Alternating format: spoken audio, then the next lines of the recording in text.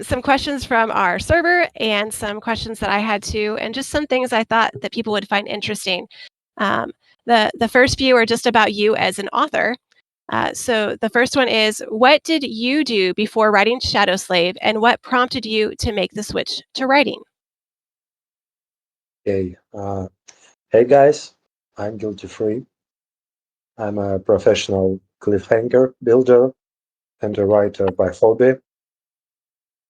And before becoming obsessed with creating cliffhangers, I used to work in game development, first as a game designer and then as a game writer and a narrative designer. And then after about 9 years of that, I discovered the wonderful world of web novels.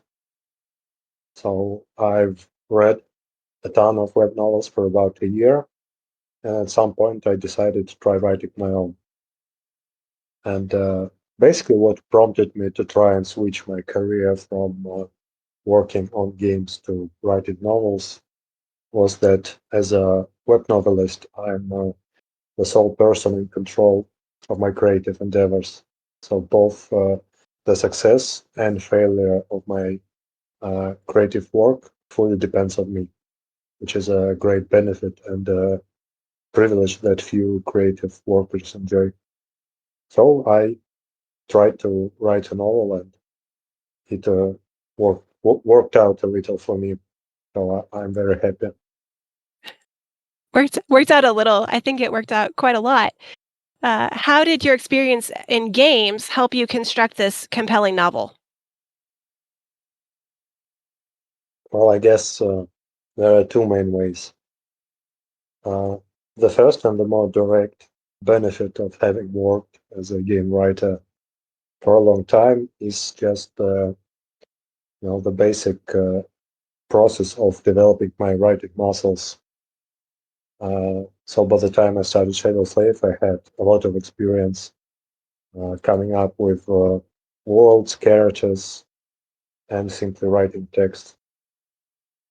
And the more indirect benefit was that as a person familiar with game design and having worked as a game designer myself for a little bit, I was familiar with creating game systems and planning character progression, stuff like that. So since Shadow Slave is a progression fantasy novel, that experience of being familiar with game systems helped me design, hopefully, an engaging power system of my own. So, yeah, I would say that it translated very well, and it's very smooth and it's understandable even to someone like me. This is not my area that I usually read, and so the fact that it translates so well to everyone proves that you really did give it a lot of thought. So, backing up to maybe what is the first piece of literature that you remember writing, and do you still have it? Well, the best piece of literature, in quotes, Yes. that I wrote, I think I was 7 years old. I was sick and had nothing to do, so I wrote a story about me and my friend fighting demonic ninjas. It was a very high octane story with fantasy elements. Sadly, I don't have it anymore because it got lost while moving. Well, and the first like real piece of literature I wrote was a short short novella, I guess a contemporary fantasy thriller about a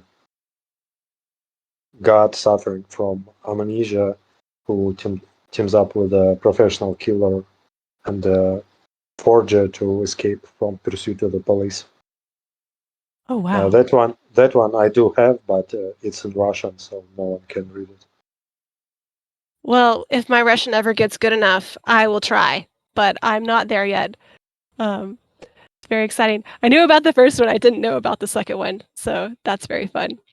What book or books inspired you to start writing? Is there anything you find inspiring? Well, when people ask me about inspiration, I'm always stunned by the question because there's usually no single point of inspiration. It's just my general love of the stories, science fiction and fantasy, because I've been a voracious reader as a kid and a teenager. But if we speak about web novels in particular, then I guess my biggest inspiration is a web novel called Super Gene, which was one of the first I fully read, and I see as like the perfect web novel to be read. Okay. I have not read Super Gene, but I've heard many people enjoy it, so that's good to know. Maybe someday that will be my next adventure. Did you ever expect to be number one on web novel? No, of course never.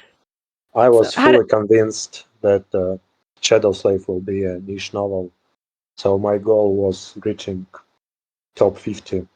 And maybe in my dreams, I thought maybe I'll read top 25 of a web novel. So I was very surprised when Shadow Slave gained so much popularity. Okay, so now that you are number one, how does it feel? It's been a long time. Well, it feels as amazing as it feels, oppressive, because now that I am number one, I feel the responsibility to stay as number one, and Mhm. it's a heavy burden to carry. Suffering from success. Yeah, I believe it. Uh, so moving on a little bit, is there any memorable interaction with a fan that you want to share? Well, there are many memorable interactions with fans, mostly online, or I would even say all of them happened online. Meeting you, B, was very memorable. I wouldn't have ever imagined that it will become such a long friendship. But I guess one especially memorable interaction with a fan was during writing Volume 5 of Shadow Slave, the Antarctica, because while I was writing the story about the convoy in Antarctica, I was contacted by a reader, uh, a young woman who was at that moment on a ship sailing past Antarctica, because she was a sailor by profession, and she used to send me photos of Antarctica, which she took that day. That was a bit surreal, very cool. Oh man, I'm getting chills hearing about that. I That's really cool. It's like kind of being in the moment while you're writing. That's really cool. Thanks for sharing that. And thank you for mentioning me. I did not expect that. So I don't know what to do with compliments, but I haven't really enjoyed our friendship also. Uh, so you've won so many awards and contests, both on the web novel app and in real life. Which one has meant the most to you personally? Well, that's a bit a hard question to answer without sounding pretentious. But honestly, while awards are very pleasant to receive as a validation of my work, really I don't feel very emotional about them. The reception from the readers is much more emotional, and valuable. So when I read a nice review, I feel much more emotions than when I receive an award.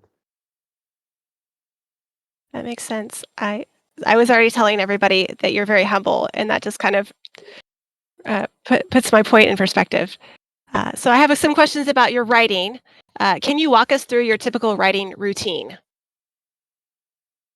Okay, well, really, there's not much of a routine. I just make myself a cup of instant coffee, then I sit down, I write 2 chapters, hopefully ending with a cliffhanger. Then I read them over to fix all the typos, or at least hopefully some of the typos, and then I put them into web novel and publish them. So that's the whole routine. Later in the day, I also go through all the comments, reviews, and such. So that's also part of my work day. Not exactly writing, but also an integral part. of my profession as a web novelist. You make it sound so simple, but I know it takes you a lot of work and effort, and we appreciate that. And especially I know people appreciate you going through and liking comments and responding to reviews and things on the server too. So I'm glad you include that as part of your work, but I hope it's that part's a little bit fun for you also. Um, which brings me to my next question, which is what do you find most rewarding about writing? You kind of touched on that, but I'll ask again. Well, the most rewarding part, I guess, is that I can live uh, and make a living with my imagination and creativity. I can interact with readers. I can receive support, and a lot of love for Shadow Slave. Uh, yeah, the most rewarding part is having written and seeing people enjoy my story and know that there are a lot of people whose days are made a little bit more bright with what I've done. I do. I know you are part of so many people's routine now that it's just become a part of their day. So, what was the inspiration when you started writing Shadow Slave? What process did you go through to write those words? Well, before writing Shadow Slave, the idea was very simple. I wanted to write a web novel that included all the best parts of my favorite web novels while excluding my least favorite parts of those web novels. So at first I wanted to take it slow, take 3-4 months to slowly plan things out. Uh, so at first I looked at my favorite web novels and I wrote down what I liked about them. Then I also thought about my favorite video games, my favorite Korean dramas and stuff, and took all this inspiration to come up with the premise of Shadow Slave. Well, but then I got a little impatient and just started writing, and here we are, I guess. Yes, I remember you posted those first 8 chapters and you said you wanted to do a stockpile, but you couldn't wait. And I'm glad you didn't because I'm not sure that timing was just perfect for us to meet up and start interacting. So I'm glad you didn't wait, but I could see how that would have been an advantage to have a little bit of a stockpile also. Um, so I had people ask, "What's the most challenging part of writing Shadow Slave?" What's the hardest thing for you? The hardest thing for me is just writing, because honestly, I really hate writing. I mean, the physical process of typing up words, because coming Mhm. up with ideas, and character interactions is very fun, but then laboriously turning them into readable text is very hard and a little bit boring, at least for me. I know some authors say that they enjoy the process of writing. That's not the case for me. So the hardest part is just writing, and especially writing every day, sticking to the schedule. Yeah, but after I've written the allotted amount of words per day, I feel pretty good about it. So on the flip side, what's the easiest thing for you that just happens, maybe even when you're sleeping, it just comes? I guess the easiest part is just coming up with ideas. And as far as writing goes, the easiest things to write for me are dialogue and humorous stuff, interaction between characters. So that's the parts I enjoy writing the most. That's yeah, I love the humor for sure. Uh, so someone asked me to ask you how extensively do you research a topic before you incorporate it into the story? And they were talking about like Antarctica or how the weapons function. You add a lot of detail. Does that require a lot of research? Well, some research, mostly when I write about something, I usually have some idea about it, like, for example, about weapons, swords, bows, and stuff. I do research a little bit more to be sure that I'm not wrong, but I'm not usually, very deep into research. For Antarctica in particular, I did read up a lot about, you know, the time and day in Antarctica, how much winter lasts, how much spring lasts, how would Antarctica have looked without the polar cap, uh, why did it turn into a land of ice, and what would happen if it all melted. So for Antarctica in particular, I did do a bit of research. I hesitate to say a lot of research because I know authors who do really a lot of research. But yeah, I wanted to at least be factual when describing Antarctica. That makes a lot of sense, and you did an excellent job. You actually made me go back and look at some of those things, especially I looked up Falcon Scott, who he was, and all of that. So I learned something in addition to being entertained. Um, how do you approach writing complex or difficult scenes, such as when you have a conflict or emotion-heavy moments? What goes through your mind? Well, to me, those scenes are not any different from all other scenes. Uh, Basically, at all times, I try to be in the mind of the characters and describe the events truthfully as they would have happened in reality. So when we have a scene that is emotionally charged, since I know what the character feels, I just need to describe their feelings truthfully. Of course, sometimes I feel a bit of trepidation when writing, pivotal emotional scenes because I want them to be especially good to relay the point across. But yeah, I don't approach writing the scenes any different from all other scenes, I guess. Makes sense. That's if the more pressure you put on the scene, the more it's probably gonna uh, not turn out the way you want it to. So, how do you balance character development, plot progression, and building? You do all of that very well. Okay, this is interesting question because I'm also often asked what comes first, character or the plot, you know, or the world building. And to me, um, characters, plot, and world building are basically one and the same.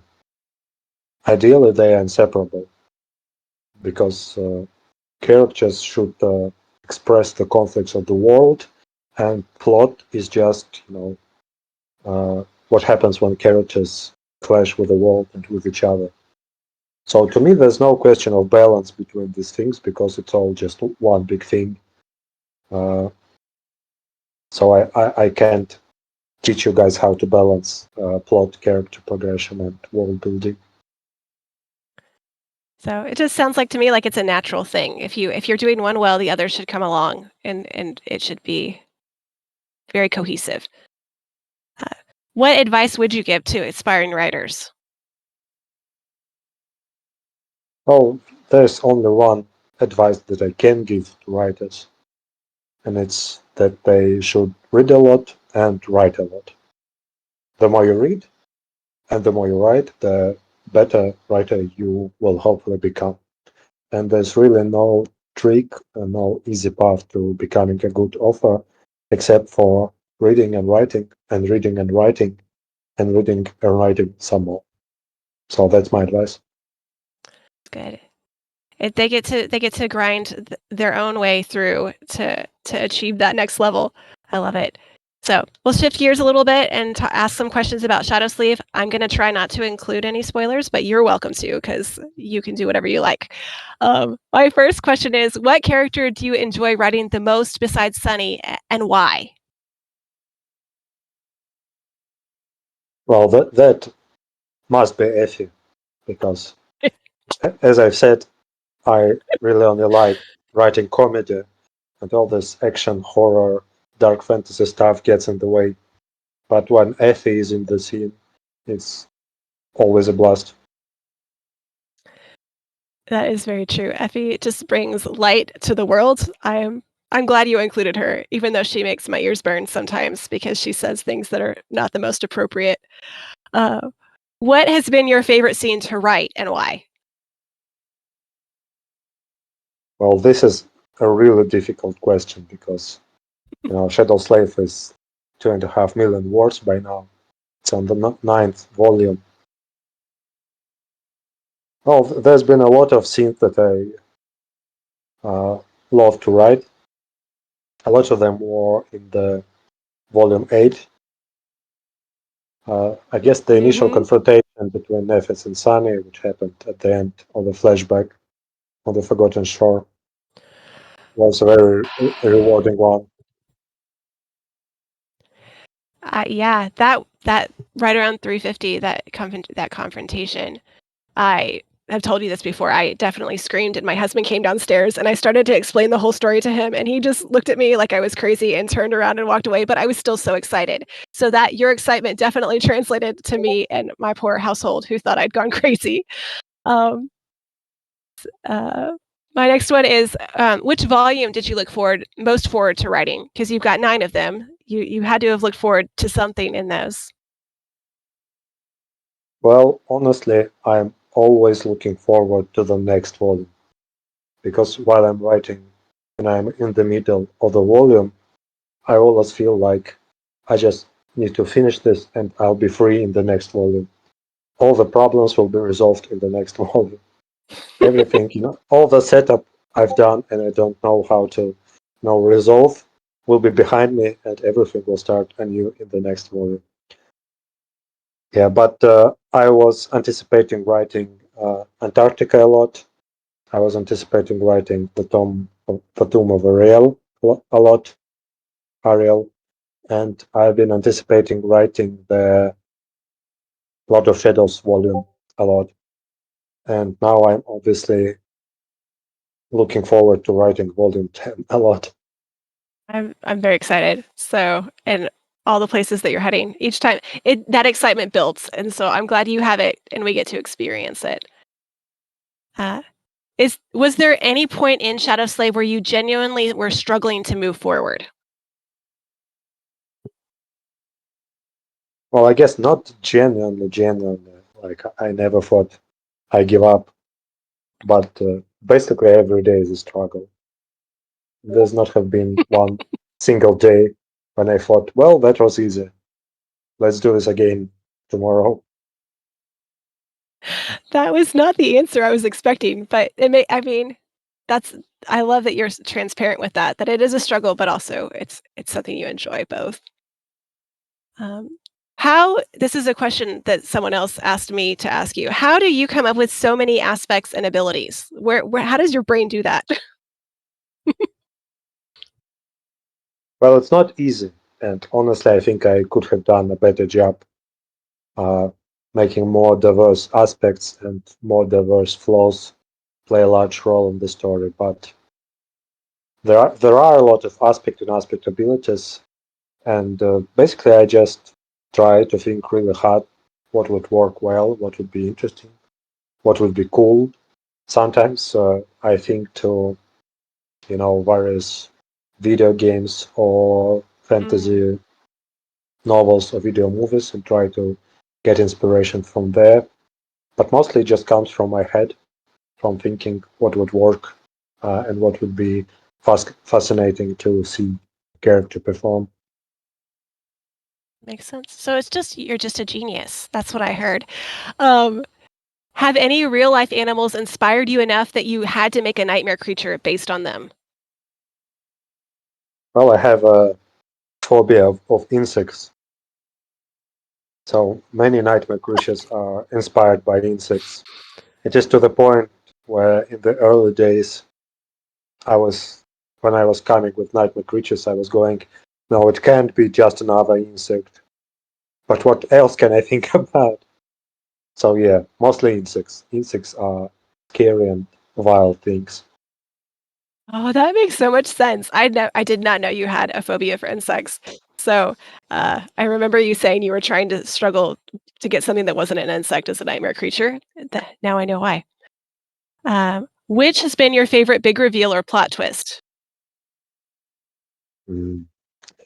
Well, once again, there were many plot twists and many reveals, but I think the biggest one was the reveal of Cassie's plan. on the Great Mhm. River because I was building so long to reveal that one, basically from chapter uh, 351 Mhm. and to the end of the Tomb of Ariel. I was slowly, know, uh, sprinkling hints of what Cassie was doing. So it was very exciting to reveal it all at the end. Yes, that was really, really cool. Um, and it unfolded very well. So I I love that you incorporated that for so long that we were able to follow in it and follow it on that journey. Um, and then someone really wanted me to ask you, do you have anything you want to say about the webtoon? I'm just as in the dark as the rest of you guys. I know a little bit more because I know the guys who are working on it, but I don't know any details. So hopefully it will be good. Uh, let's just wait and see. Yep, that's been my answer too. Is we don't know, and that's okay. So I switching to our little final section is just some fun personal questions. What do you like to do when you're not writing? Like, how do you relax? Uh, Number one way of relaxation is just sleeping. Nothing better than to sleep. When I'm not sleeping and not writing and not walking with my dog, I'm usually just reading something or watching something. Yes, you have the most beautiful dog. Um, I should have asked you to bring a picture, but you take her for a walk more than once a day, usually, Oh, right? twice a Yeah, day, yeah. yeah, that's what I thought. I love that. What activities do you enjoy doing when you're hanging out with your friends? Usually it's one of two things. Either we're in some, pub, enjoying ourselves with some delicious food and light drinks, responsible drinking, or we're playing board games. And sometimes once every couple of years we play some co-op game online. Yeah, you didn't call it co-op last time. You called it what? Co-chaos. Well, yeah, well, that game called Barotrauma, is just pure chaos. It's a game where you control a submarine on an alien planet. So it's very hard not to sink it, especially when everyone is running around panicking because aliens are breaking in through the hole and the whole sub is sinking, full of water. That You may be afraid of bugs. I am afraid of drowning. So that sounds like the worst game ever. So I hope you guys have fun. But something that we both enjoy is K dramas. That's actually one of the first things we bonded over. And your love of K dramas is very well known. Which one would be the best entry point for someone who wants to give K dramas a shot? Well, all people are different, so it's hard to recommend just one K drama because I watched them all, of course. Uh, but I guess you just can open Netflix and choose any one, any single one. They're all great. Uh, the the mermaid drama, Legend of the Blue Sea, is a Yes. good entry point. Who doesn't love goofy mermaid in Soul? Yes. So we were talking about that last night. That's the one that I'm watching right now is The Legend of the Blue Sea. And it is very, very cute. So I've been enjoying that. Um, speaking of books, we're gonna switch over there. Which book have you read the most times, and why do you enjoy it? Well, I actually don't often reread books, but I guess one I read most times would be American Gods by Neil Gaiman. I know there's just something about it, the dialect, the atmosphere that uh, makes me enjoy it a lot. Another one is Night in the Lonesome October by Roger Zelazny. I don't know how to say it in English. It's also a wonderful book. I like to read it in October, since it's called Night in Lost in October.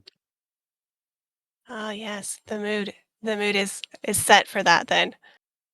If you could meet any author, living or deceased, who would it be? Mm. On web novel, there's a novel called The Meg Touch, written by an author whose pen name is Exler. And I would have liked to meet him at least once because I honestly think he's either a robot or a serial killer. Because Exler has been writing 3 times as much as me every day without skipping a single day for 5 years. So I want to know that he's really human. Oh, I didn't expect that. So the options are serial killer or robot. That's really fun. Um, that that threw me. That was fun. What's one thing most people don't know about you that would surprise them?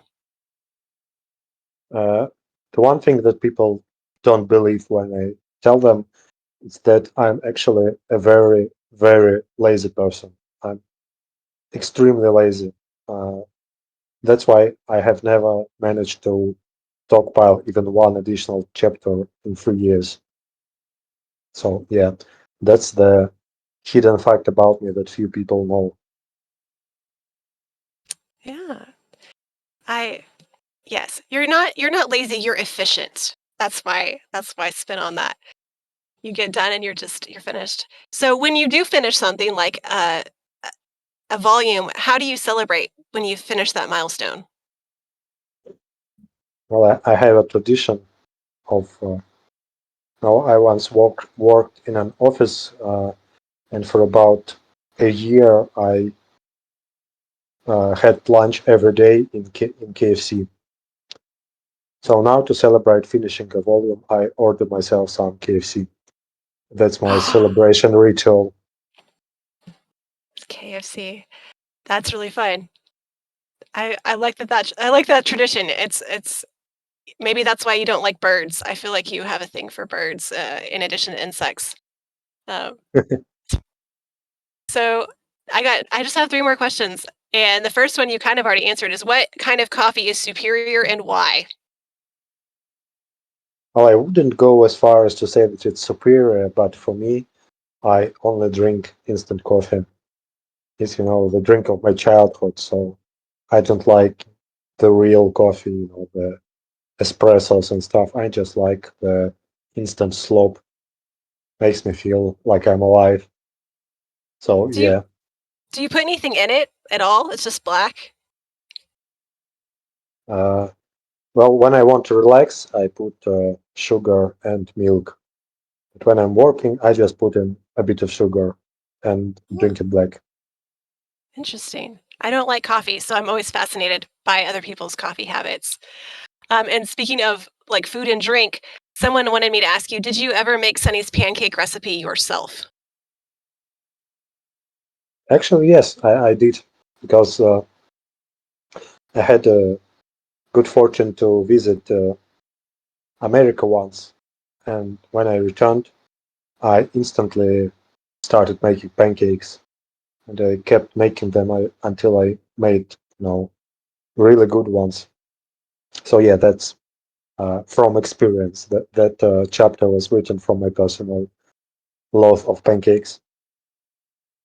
I love that. So we can go by that it really is perfection. It's been worked on. And my last question, which is the most important of all, is how many cliffhangers are enough? That's a trick question because no cliffhangers is enough. And Ah, yeah, never also, enough. since we're finishing, I'm gonna finish on a joke. Okay, I'm ready. Uh, do you guys want to hear a joke about cliffhangers? Okay. Okay, here it goes. Cliffhangers are.